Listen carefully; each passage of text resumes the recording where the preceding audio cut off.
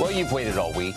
It's time now for Final Exam, where the best informed people in the news business sit across one another at a set to determine who's the best informed person in the news business. This week's contestants, Fox correspondent Kristin Fisher and the host of Special Report, Bret Baier.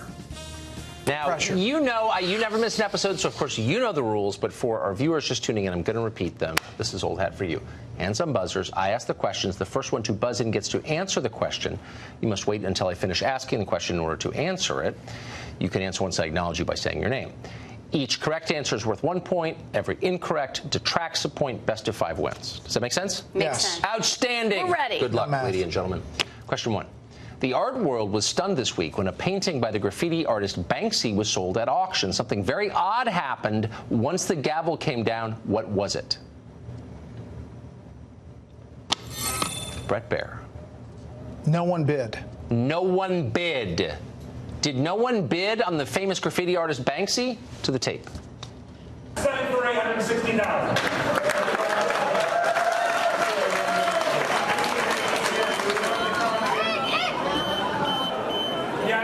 Maybe get one of the technicians quickly to go and take it over there to the brakes quickly. Okay, we're moving on, ladies and gentlemen.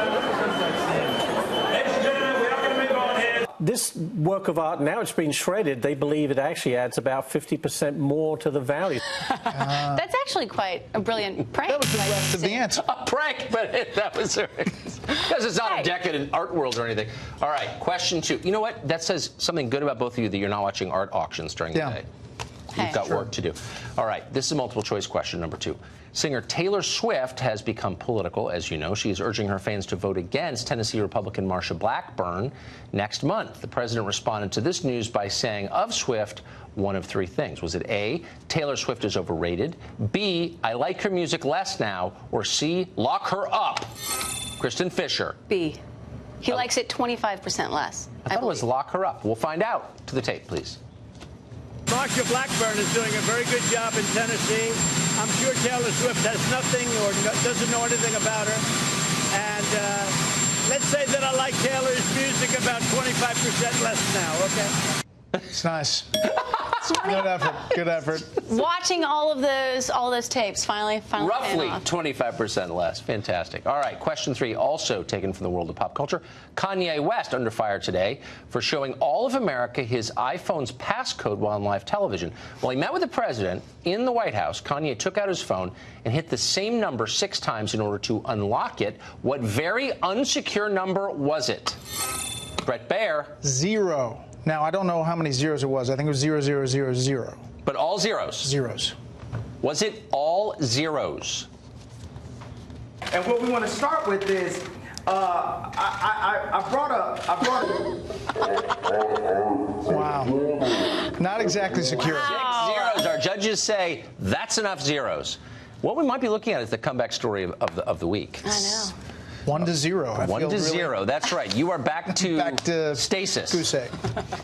Question 4. Starting this week, which former American president will come to life in the form of a 3D hologram here in Washington? Kristin Fisher. Reagan. Reagan? Reagan. An airport now a hologram? At his library. Ronald Reagan. Every 4 years, almost every Republican presidential hopeful invokes the spirit of President Reagan. Now at his library, that spirit has become a virtual reality. 3 holograms of President Reagan will make their first public appearance tomorrow.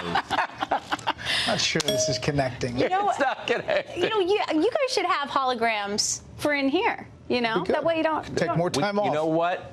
Let's get that in our contract, shall we? You can have a Friday off. You know. Final question. This one also multiple choice. Frontier Airlines, the airline of the West, kicked off an Orlando woman from one of its flights this week after she boarded the plane with a prohibited animal. This multiple choice. What kind of animal was it? Was it A, a python? No. Offensive foul. Kristin 10 yards. Fisher. And the ball. Oh. Kristin loses a point, Just and it like goes that? to Bret. Oh, dear. I could get the right answer. Well, Do I get another? tie it up, in which case we need a tiebreaker. Wow. See, that's what I know. Trust me. Horribly unfair. That's right. They're unfair, but those are the rules. It's like the Electoral College. It's in the Constitution, Kristin What you Fisher. have to do. You can't change it. Okay, so Here Bret. it is. Did she refuse to fly without A, a python, B, a squirrel, or C, a raccoon? A squirrel. Was it B, a squirrel? A woman was kicked off a flight after bringing an emotional support squirrel onto the plane. Frontier Airlines only allows dogs or cats. Not unusual or exotic animals. I have been robbed. I must say, it was self-larceny. It was. I said, it's multiple choice, and you knew the answer, and you got so excited. I got eager. Okay, so the script says that's it for this week. Exactly. Okay, so we have to go to the tiebreaker. We always have the same tiebreaking question. Okay? And if you watch the show before, you know it, so it's a test of that, too. Yes, you do. No, I Hands don't on buzzers. Ready. Here's the tiebreaker. What is the capital of Burkina Faso, the African nation Burkina Faso? Seriously, this is the question. This is seriously the question every time. Has anybody ever gotten it? No. Well, I don't think it's going to happen tonight either. I don't have it. It's Ouagadougou. See, I was going to go with. You were going to go with Ouagadougou. I was just not sure. You know what? Our judges are saying in this rare instance, is never before seen. Oh, wait, they're saying we have one more question. What is the capital of Madagascar? Madagascar. The Madagascar, capital right. Is. Could you just Google that? Okay, so I have two phones. our judges are saying that no reasonably informed person should have to know either one of those answers. Therefore, for the first time in the history of the show, we have a split decision. We have an actual tie in which both of you get a medal, both of you claim the victory, both of you go home proud. Wow, you know what? This is quite the millennial. It really is. Everybody wins. We only have one Eric Wemple mug, but this also, and they're saying this to me now, this requires at some point in the next 12 months, you must come back for a rematch. Fantastic. Fair enough? We will share a cup of coffee. Amazing. Look at this.